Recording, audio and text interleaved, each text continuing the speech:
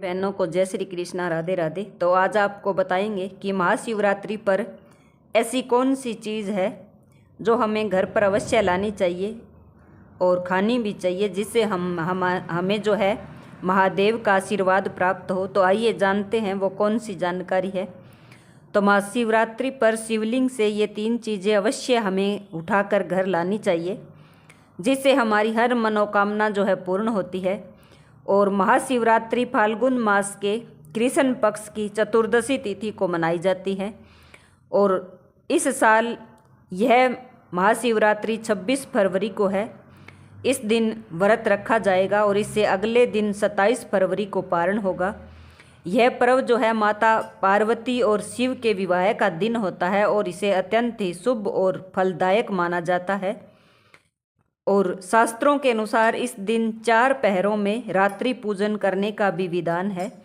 प्रत्येक पहर की अलग अलग प्रकार से पूजा होती है और अलग अलग हमें लाभ प्राप्त होते हैं।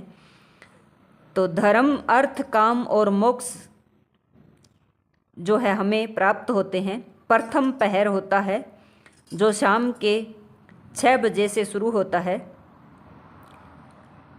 और 9 बजे तक रात के रहता है। और दूसरा पहर होता है तो 9 के बाद शुरुआत होकर 12 बजे तक रहता है। और इसके बाद जो है तीसरा पहर आता है तो वह 12 बजे के बाद 3 बजे तक होता है। और उसके बाद फिर चौथा पहर होता है, वो 3 बजे से 6 बजे तक होता है। इस प्रकार से महाशिवरात्रि पर बनने वाले दुर्लभ संयोग होते हैं। इस वर्ष महाशिवरात्रि पर विशेष संयोग बन रहा है जो इस पर्व को और भी खास बना रहा है। त्रिग्रही योग है जो वो हमें मिल रहा है। तो त्रिग्रही योग सूर्य, चंद्रमा और शनि एक साथ आने से इसको त्रिग्रही योग कहते हैं। और दूसरा योग बन रहा है वो बन रहा है सिद्ध योग का। तो इस योग में किए गए कार्यों का फल हमें जो है बहुत ज़्यादा अधिक गुना फल देने वाला होता है। और इसके बाद है अमृत सिद्धि योग। तो अमृत सिद्धि योग में जो पूजा की जाती है, कहते हैं कि इस पूजा के समय भक्तों की हर मनोकामना जो है पूर्ण होती है। तो महाशिवरात्रि पर यह विशेष उपाय हमें करने चाहिए। तो शिवलिंग से यह गुप्त चीज़ है जो हमें कौन सी है वो घर लानी चाहिए। तो महाशिवरात्रि की रात जब आप शिवलिंग का अभिषेक करें और पूजा समाप्त होने के बाद शिवलिंग पर चढ़ा हुआ बेलपत्र, धतूरा और कोई भी फूल हो घर ले आएं और इसे अपने तिजोरी में या पर्स में रखें। इससे कहते हैं कि घर में धन की वृद्धि होती है और रोग से मुक्ति मिलती है। और दूसरी चीज़ जो है, गौ माता को क्या खिलाना चाहिए शिवरात्रि के दिन। तो शिवरात्रि के दिन गौ माता को हमें गुड़ जो है अवश्य खिलाना चाहिए। और अगर हो सके तो गुड़ जो है पानी में भिगोकर उससे रोटी बनाकर या गुड़ का हलवा बनाकर गाय माता को और नंदी को खिलाना चाहिए। यह बहुत ही शुभ माना जाता है। कहते हैं कि यह भगवान शिव को प्रसन्न करने का उत्तम उपाय है। इससे पितृदोष जो है समाप्त होते हैं। और इसके बाद बताया है कि कौन सी चीज़ है जो घर के मुख्य द्वार पर लगानी चाहिए। तो कहते हैं कि इस दिन शिवलिंग पर चढ़ाया गया रुद्राक्ष या भस्म घर लाकर मुख्य द्वार पर लगाने से घर में कोई भी नकारात्मक शक्ति होती है वह सब दूर होती है और घर में सुख समृद्धि की प्राप्ति होती है। और नंबर 4 है कि एक चीज़ कौन सी है जो हमें धन लाभ प्राप्त कराती है। तो यदि आप इस दिन शिवलिंग पर शुद्ध घी का दीपक लगाते हैं और उसमें केसर डालते हैं तो घर में धन संबंधी कोई भी समस्या है वह हमारी दूर होती है और धन का आगमन होता है घर में। तो महाशिवरात्रि पर भूल कर भी ना करें यह कार्य। तो वो कार्य कौन सा है तो वो भी जान लेते हैं। आइए जानते हैं। तो कहते हैं कि शंख से शिवलिंग का अभिषेक नहीं करना चाहिए। शिव पुराण के अनुसार भगवान शिव ने शंखचूड़ राक्षस का वध किया था, इसलिए शंख से शिवलिंग का अभिषेक कभी भी नहीं करना चाहिए। और नंबर 2, अगर आप शिवरात्रि का व्रत करते हैं या नहीं भी करते हैं तो भी इस दिन हमें जो है कहते हैं कि दिन के समय सोना नहीं चाहिए।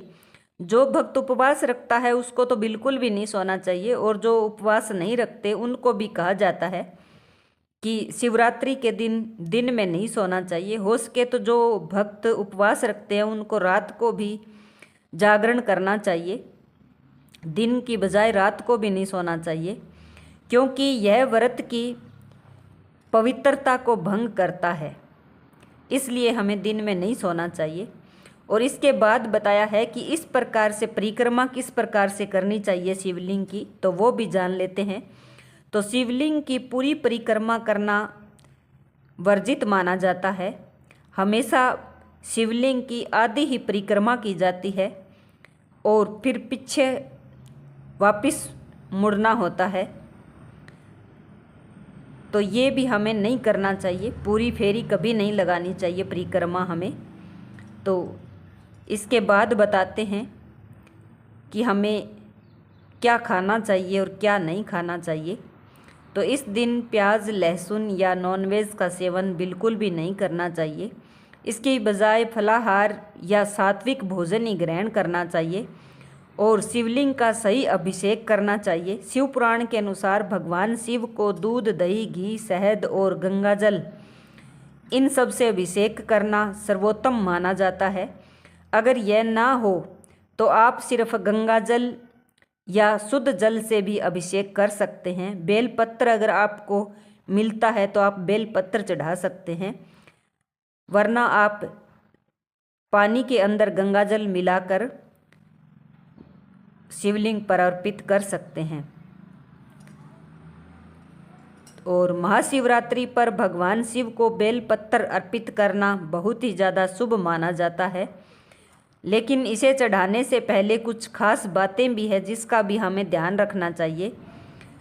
तो बेलपत्र अगर हम शिवलिंग पर चढ़ाते हैं तो वह टूटा फूटा नहीं होना चाहिए।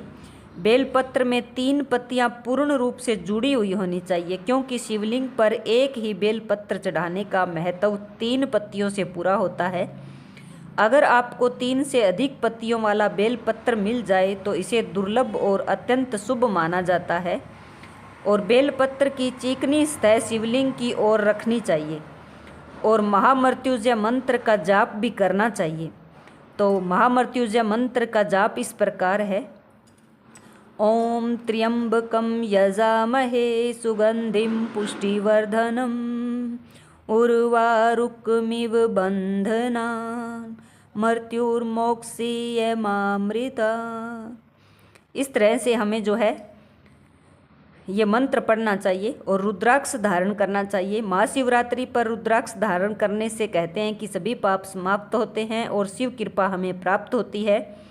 तो शिव पुराण और शिवलिंग पुराण में इस बात का विशेष उल्लेख किया गया है कि शिवलिंग की परिक्रमा करते समय सोम सूत्र को लांघना वर्जित होता है। यदि परिक्रमा करते समय आप इसे पार कर देते हैं तो इसका विपरीत फल मिलता है हमें। इसलिए केवल आधी परिक्रमा करने का ही विधान है, जिसे चंद्रक परिक्रमा कहा जाता है। यह परिक्रमा शिवजी की कृपा पाने के लिए सबसे उत्तम मानी जाती है और इससे व्यक्ति के सारे कष्ट समाप्त हो जाते हैं। तो महाशिवरात्रि पर शिवलिंग पर किन किन चीज़ों को चढ़ाना वर्जित है? शिव पुराण में इस बात का भी उल्लेख किया गया है कि कुछ चीज़ें हैं जो भगवान शिव को नहीं चढ़ानी चाहिए। तो वो है हल्दी। शिवलिंग पुरुष तत्व का प्रतीक है और हल्दी स्त्री तत्व का, इसलिए शिवलिंग पर हल्दी चढ़ाना निषेध माना गया है। और नंबर 2 है सिंदूर या हरोली। ये भी स्त्री तत्व से जुड़ी हुई है, इसलिए इन्हें भी शिवलिंग पर नहीं चढ़ाना चाहिए। और नंबर 3 है तुलसी पत्र। तो शिवजी को तुलसी नहीं चढ़ानी चाहिए, क्योंकि तुलसी जो है भगवान विष्णु को अर्पित की जाती है, तो इसलिए शिवलिंग पर तुलसी नहीं चढ़ानी चाहिए। और आगे है